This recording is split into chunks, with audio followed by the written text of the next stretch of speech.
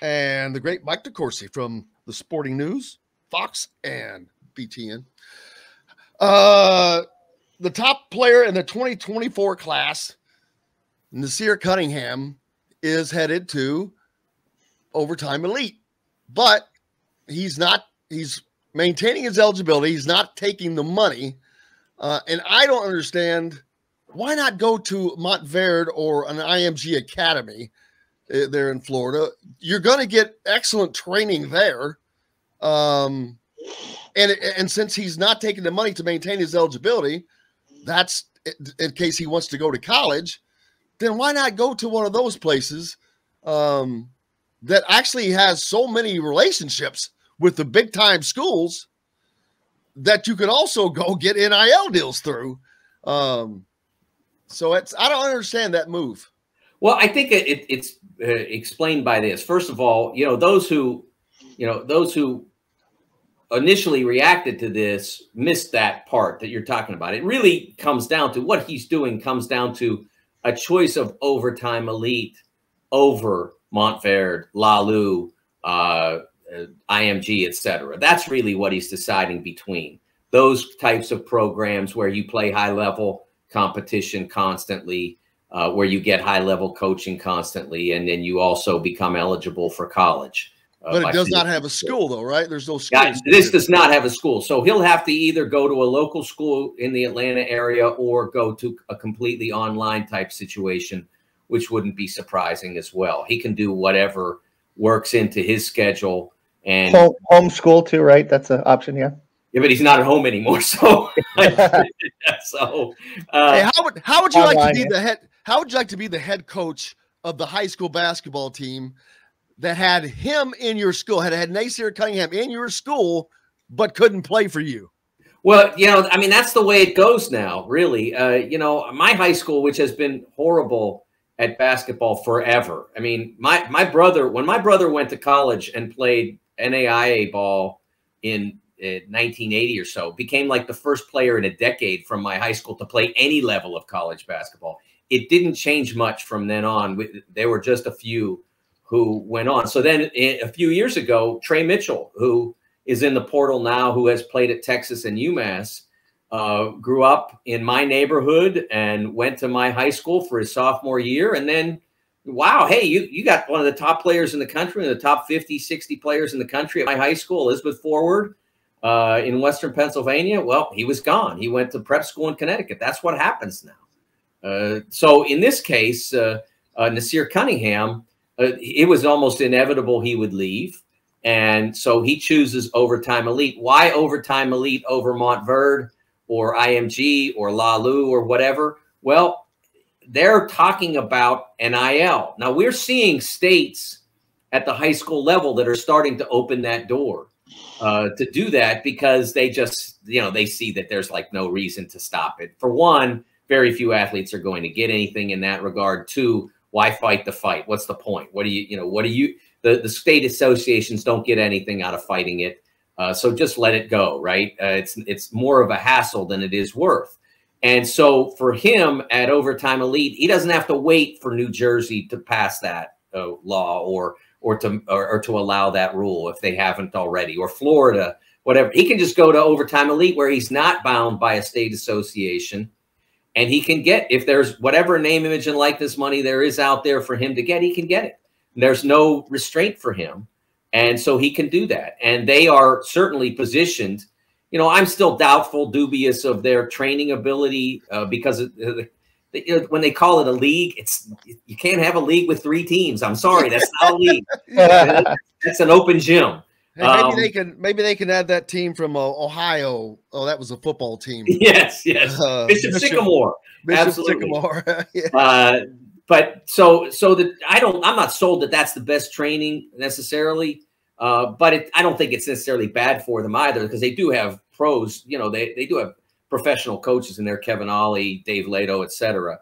So I think I like that he's keeping open the door to college, because I still believe that college basketball is the best preparation you can have for the NBA level. And we're seeing that develop in various series in the NBA playoffs. Guys stepping forward like Desmond Bane did toward the end of last week for the Grizzlies. We're seeing Karl Anthony Towns step forward like he in that same series in, I guess it was game 3 or game 4.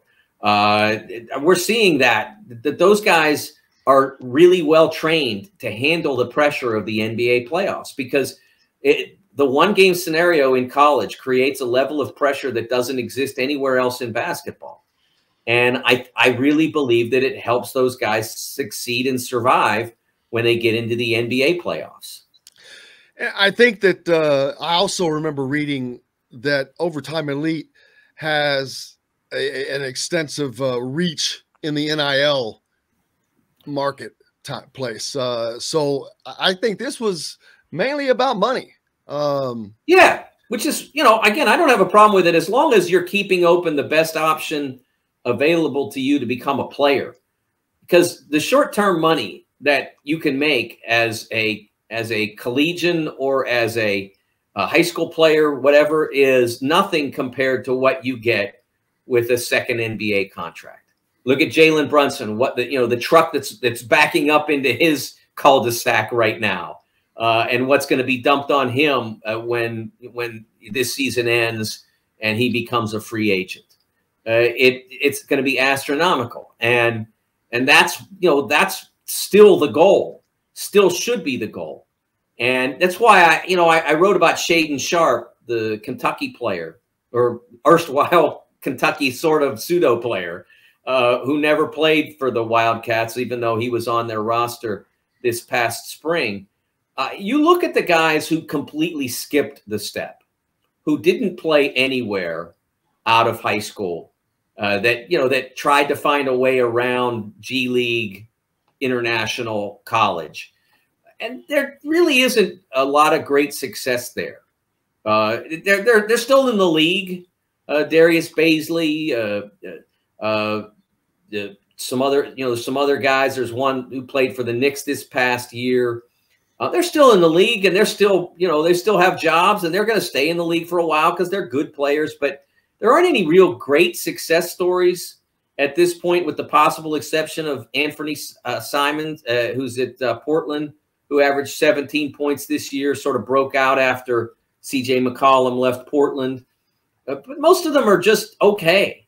Brandon Jennings, was he? Did he have a good career? Brandon played. He went to Italy and played. I'm talking about the guys who did internships or hit out in prep school. Thon Maker's another one. Thon Maker's the best example. He was the number 10 overall pick in 2016. He's played 200-some games, never averaged double figures, spent most of this past year in the G League. If he goes to college and becomes a real player, maybe he's still in the league. Maybe he's making, maybe he's on his second contract making $25 million a year. Can't say. But Miles Turner, he's making big money. Domantas Sabonis, he's making big money. Those guys went and got good. They didn't just try to get drafted. Kevin? No, I agree. Billy Donovan used to talk about that. It's always about the second contract, not the first contract. You know what I mean? That so many people, they look at that quick money, but that's where the real money is if you can get that second NBA contract after 4 years. So there is something to be said to, develop, and not just develop as a player, but develop as a young man, develop as a person, because, you're talking about, 17, 18-year-old kids being thrust into this professional situation. There's a lot you have to learn. I mean, you go all the way back to the Kwame Brown situation and what he had to go through back in the early 2000s, and that culture shock that he had to go through. There were a lot of stories about him, just having to adapt to the regular world. And, you're this 18-year-old kid and you can't really go out drinking with the guys or doing everything else. You're very isolated and you're very lonely because, you're so young and you don't fit in. As well, I think one of the things that college basketball provides is the step up from I am so good that no one can touch me in high school to I've got to work my tail off to get minutes on this team, Kentucky, Duke, wherever. I've got to work my tail off to be good enough that coach leaves me in the game. And then you step up from there. Look, college guys work hard, but the guys who make it in the NBA are, I mean, it's almost maniacal.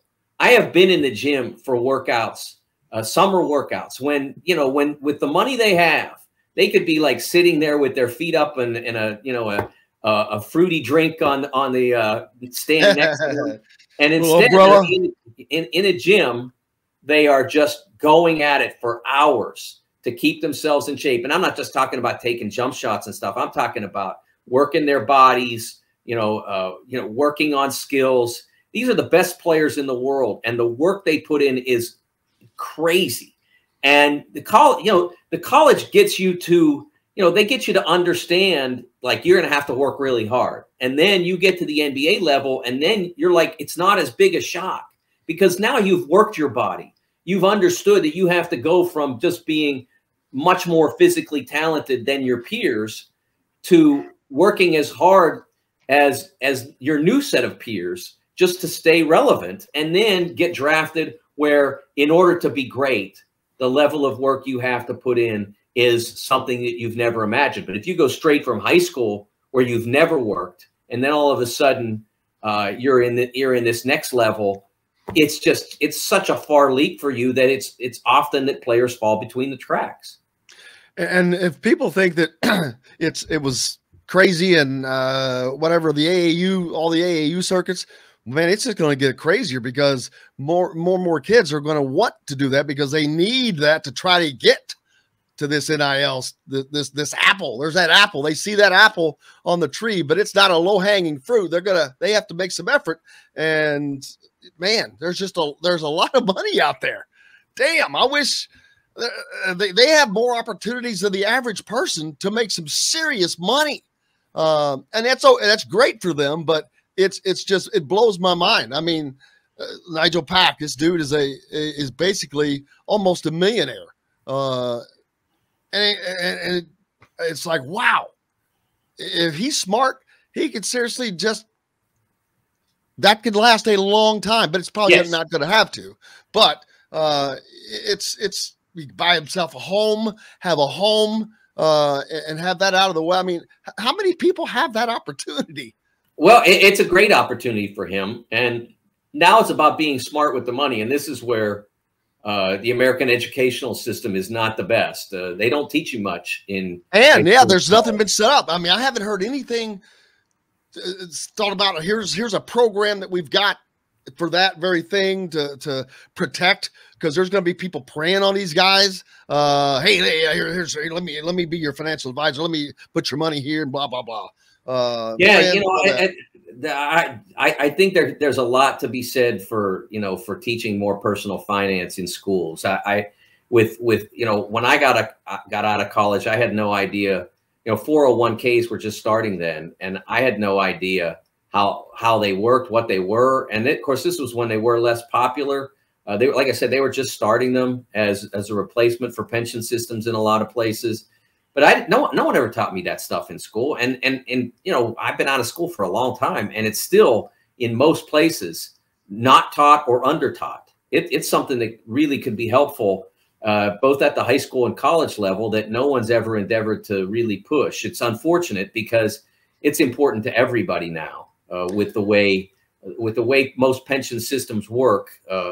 It's really important to everybody. Yes, because I probably wouldn't have listened had I been told. You gave me. I'm serious. I'm being honest. You have to have direction.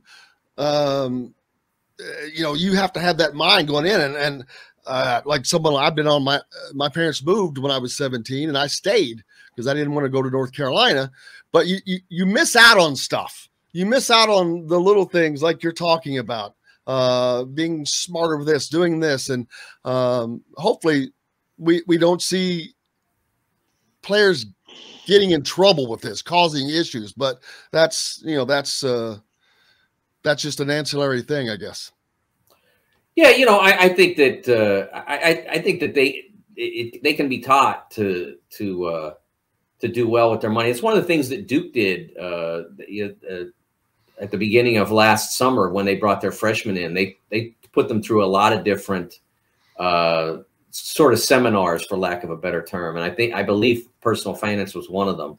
And I think that's really helpful for young athletes, because they're gonna encounter money now, whether it's at the name, image, likeness level in college, or when they enter the professional careers. They're going to encounter money it comes at them faster than it probably will at any point in their lives. So it's really smart to be able to have some idea of what to do with it all, so that you can have it when you're my age, say.